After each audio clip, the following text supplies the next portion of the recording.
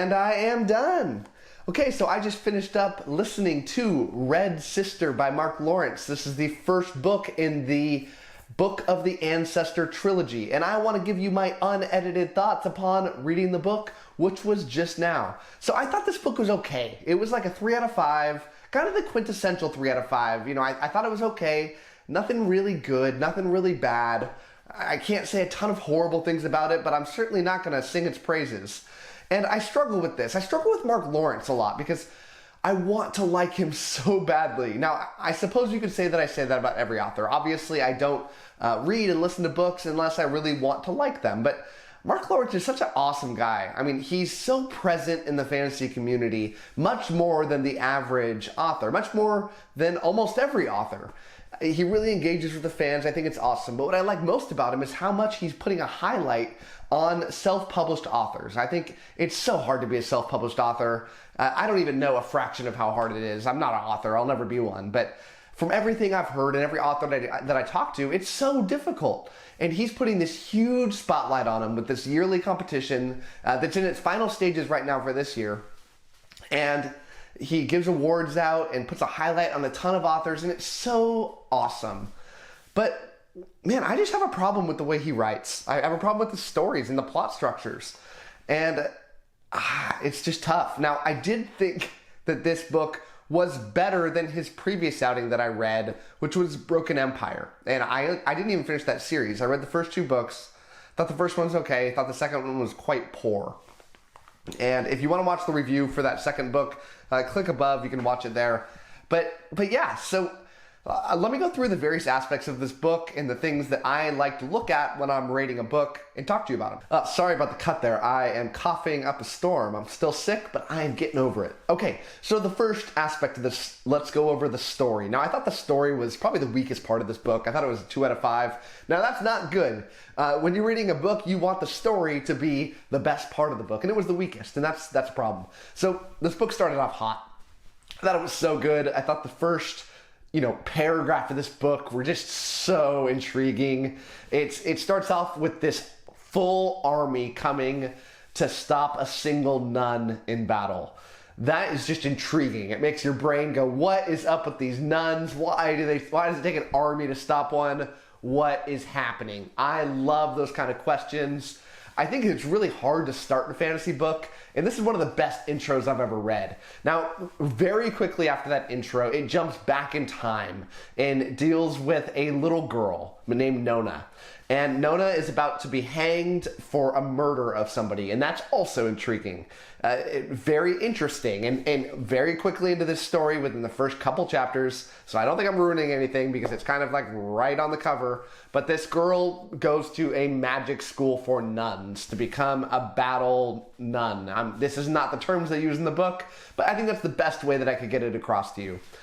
From there, everything goes downhill because it's not like things get bad, they just get boring. This book, for many hundreds of pages, reads like a training montage.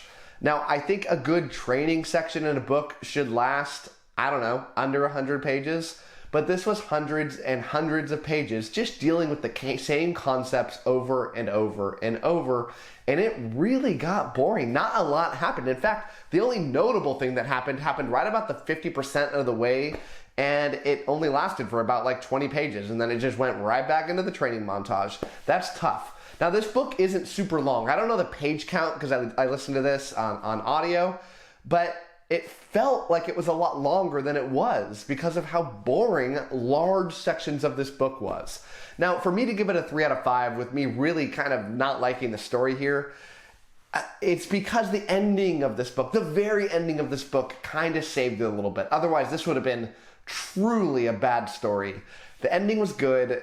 I was not as interested in the story anymore because of how much I didn't like it leading up to that. But yeah, and I suspect that almost everybody that reads this book is going to say similar things. Now, they're not going to be as upset about things that I just said, but I think everyone would recognize that things definitely got, let's kindly say, slow. Now, I don't mind slow. I mean, look, I'm a huge Robin Hobb fan. Robin Hobb is, the definition of slow. But without the other aspects of the book really propping up this story and keeping things at a faster pace and really making things interesting, it struggled. So now let's go into the next part. And I think this is probably one of the best parts of the book, and that was the world building. The world building, I would say, is like a 4 out of 5, maybe at a 5 out of 5. I thought it was extremely intriguing. And I'll say 4 because it wasn't this wide scope with a lot of different areas that I got to investigate. But what we dealt with was very fun and unique. The world here that this takes place on has a dying sun, and it is not generating enough heat to keep everything on this planet from going into an ice age. So think it is an ice age. Now, humans at some point have built a man-made moon that refracts the sun into a narrow strip, I think it's 50 miles wide, around the entire circle of the planet. So all life exists in this narrow 50-mile strip that goes entirely around. That is very interesting. Now, there's lots of different factions that are trying to keep control of things, and yeah, it's a really cool concept that I've never read anything even close to similar to that. Now, I've read apocalyptic type of worlds, but the specificity here, it really just makes your mind wonder, and I thought it was very good. Let's now go to the fantasy elements. I thought the fantasy elements was also quite good. I'd say like a 4 out of 5, and I don't have a ton to say here because they're not the most inventive fantasy system in the world, but you have these fighting nuns. But aside from that, children on this planet can be born with one of 4 different powers, but they're basic. It's like very fast, very strong, things like that. But I thought it was fun watching these characters figure out if they have the powers. You're along with the characters as they're learning about themselves, seeing, oh, some people might have 2 of them. They're super special. It goes on from there. And yeah, that's the main aspect of the fantasy part of this book, other than, the world is very fantasy oriented with the sense that it's completely made up and very much not something that we would ever experience on Earth, or hopefully never experience on Earth. But yeah, so it's very basic concepts, but it works really well for this story. I wouldn't want it to get overly complicated because it's not that type of book, and I liked it for what it was. Now, the characters. I thought the characters were pretty weak. Not horrible. Again, like a 3 out of 5. Not very memorable. None of them, including Nona, the main character, which is a struggle. They just didn't have a ton of depth. Now, I thought there was some interesting aspects to some of the characters. I don't really want to tell you who and what makes them special because I don't want to ruin anything about this book. I do recommend that you read it reluctantly. And I'll go to that in the end about the people that I think would like this book. But yeah, the characters are okay. Nothing special, nothing horrible, just okay.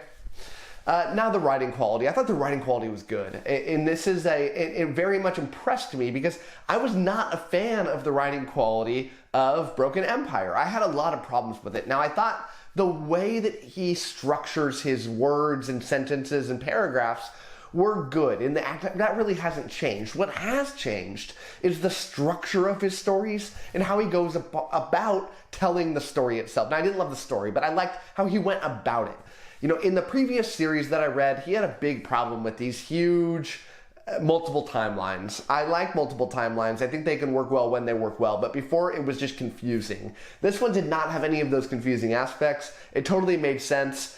It made sense for the way this story went. Like, it wouldn't be as good of a story if it didn't have these. I thought that was very good.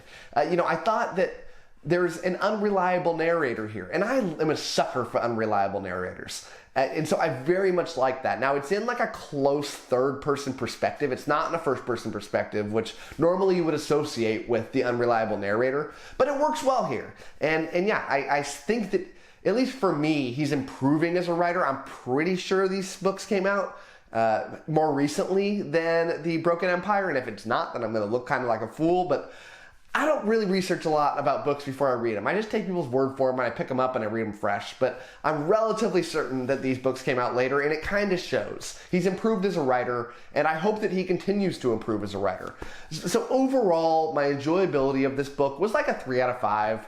I am going to continue with the series. I'm going to keep giving it a shot. I don't know that I'm going to read it right away, but I'll read it sometime in the next month or so. And yeah, I'll look forward to reading it because it ended on such a hot note that it is leaving me intrigued to figure out what's going on. And hopefully we can move on from that really boring aspect. Look, they've gone through the school, they've done their training. Let's move on now and talk about the next stage of their lives. I'm back in, and if that's the direction the book goes, I'm all for it. Now, I think that if you've liked previous Mark Lawrence works, I think you're going to really like this one. It's written in a very kind of similar way. It's got a lot of similar tones to it. It does have some differences, but yeah, it's good.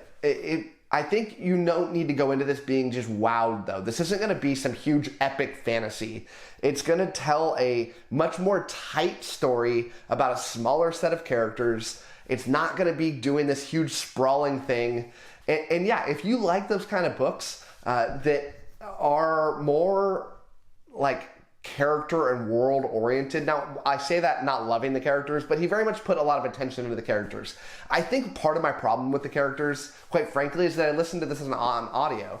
The audio gets a little confusing on the characters because each of them has multiple names, multiple titles. They call them by these nicknames.